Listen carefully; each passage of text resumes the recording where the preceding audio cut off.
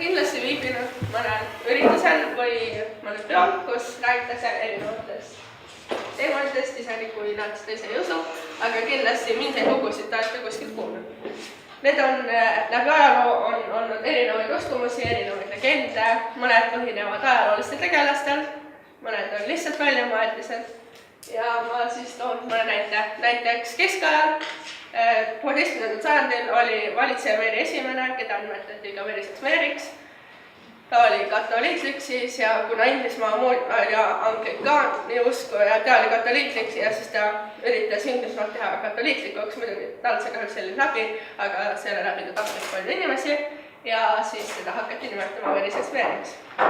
Ja siis pärast tema surma hakkas tekkima uskumus, et ta on teemon ja vastab küsimustele, et kui läbi teatud rituaali, siis saab teada, kes on su armuna. Ja paljud naised siis uskusid seda ja proovisid läbi. Vanemal ajal see käis siis niimoodi, et arvati, et kui naine läheb trepist üles, selge ees, külal käes, teisest käes on peegel ja siis kui ta vaatab sinna peeglisse, siis ta peaks nägema oma tulevase abikaasa nägu. Ja kui sa näed peeglist hoopis pealood, siis tuleb välja, et sa sured ja sa ei abiellugi. Tänapäeval on seda tehase ka endiselt, aga siis on natuke muudetud, et tehase pigem grupiga ja istutakse ringis, küüled on ümber ja siis vaadatakse keskele peeglisse. Tegelikult sellel legendil kahjuks ei ole eriti tõepõhja, vaid see põhineb lihtsalt sellele, kui on pime ja on küünla valgus ja sa usud mingeid rituaale ja siis tekivadki kujutused, et sa näed mingi näiteks valgust ja siis sul tunnuski, et sa näed seal. Sa kujutad sellest ette ja oma kujutusvõime abil arvad, et see on siis see armastatu nägu. Selle legendiga seoses on ta siis legend sinisest beebist, kes arvatakse, et on siis verise Mary laps, kuigi tegelikult tal on mitu korda usuti, et tal on laps tulemas, aga tegelikult ei saanud ühtegi järglast. Ja siis arvatakse, et see sinine beebi on siis ta tulemata järglane. Ja kui sa oled vetsus, kiigutad käsi niimoodi ja ütled sinine beebi, sinine beebi, sinine beebi, siis teemad sulle kätte, alguses ta on hästi väike ja armas ja siis kui sa hakkad edasi hoiad, siis ta hakkab suuremaks saama, kuni ta lõpus tapab su ära. Ja siis arvatakse, et seda võtsupõti saada lasta enne, kui ta ohtlikuks muutub. Ehk siis on väga palju põnevaid uskumusi. Eestis on ka kindlasti legende erinevaid, näiteks ma arvan, et kõik teate Valget daami, kes on siis Haapsalust ja seal osad jäävad vaatamas siis kuidas. Okei, igatahes Valge daam on, arvatakse, et kui ehitati sinna müüri, siis seal oli üks toomhärra, kes arvas Eesti tüdrukusse, aga tüdrukuid sellel ajal kindlusesse ei lastud. Aga siis see tüdruk riietus ümber kooripoisil, seal sellest saad teada. Ja siis see tüdruk müüriti kinni ja see toomhärra jäeti keldrisse nälga surema. Aga siis sellest tüdrukust saigi Valge daam, kes siis vahepeal ilmub teatud aknale ja öösel saab käia tema nutmist kuulmas ja siis osad usuvad seda legendi ja käivadki vaatamas ja väidavad, et nad kuulevad sealt hääli. Me küll ei saa teada, kas see on nende ettekujutus, kui nad seda arvavad või see on päriselt nii arvatavasti ettekujutus, aga kunagi ei või teada.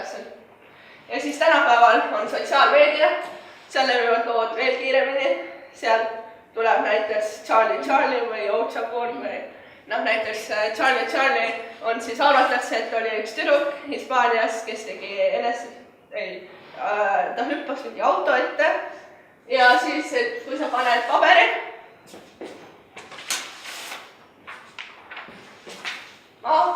ja siis sa kirjutad sinna, mul ei ole kahjuks ümmarguse pliiatsi, nii et see ei toimi, aga kui sa teed siia, paned risti 2 pliiatsit ja siis kirjutad siia jah, ei, jah, ei ja siis see pealmine pliiats, kuhu suunas see pealmine pliiats hakkab keelama, siis see on vastus sellele küsimusele. Aitäh, see on vist niimoodi vastatud, et see on ei ja see on jah, niimoodi.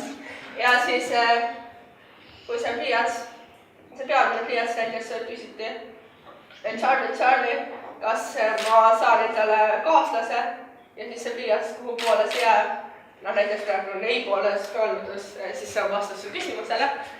Okay. Siis järgmisena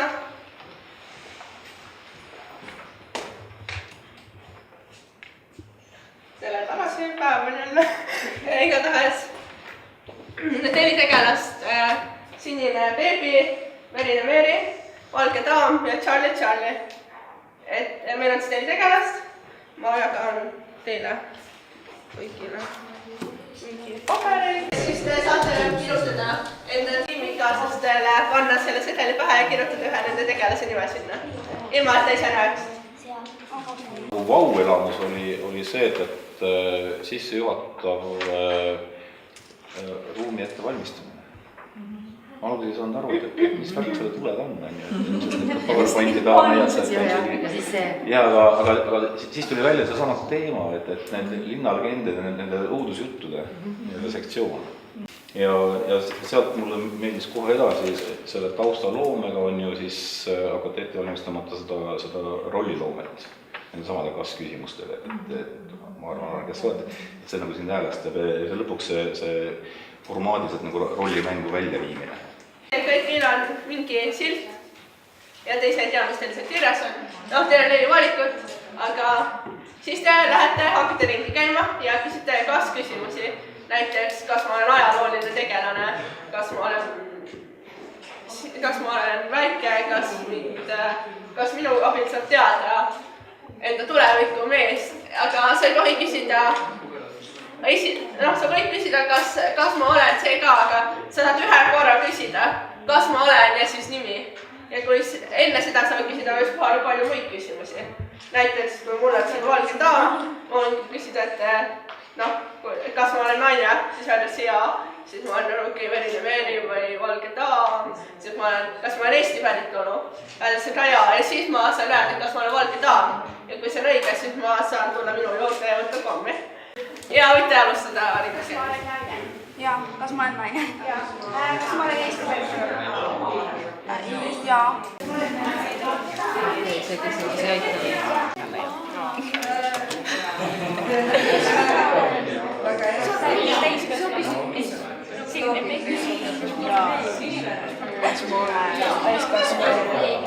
Jah, mina olen igatahes see David, mida ma tean. Et nüüd sa võtta gruppidesse nendega, kellel oli sama tegelane, mis sul. Valge daam, kes on valge daam, ei telijas.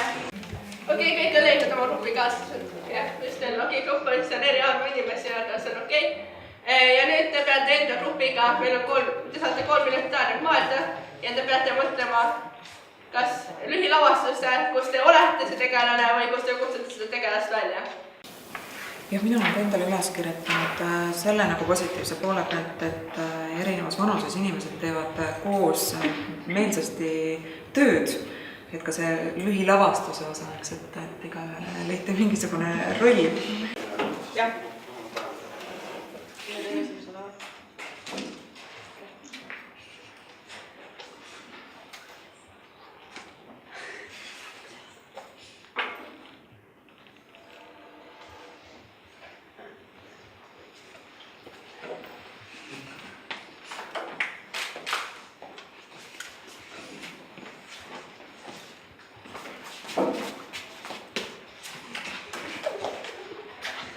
Nüüd ma tegin, mis on kummardada ka nagu automaatselt või läheks sinna.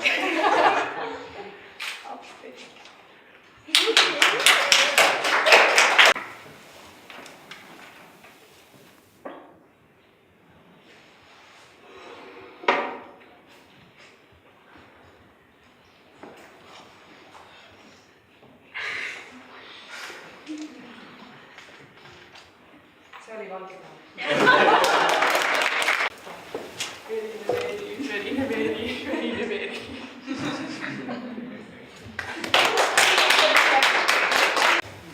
Aitäh, et ma loodan, et te kõik saite teada, mida need põnevad ja teil oli lõbus ja lähme seadustundidele edasi.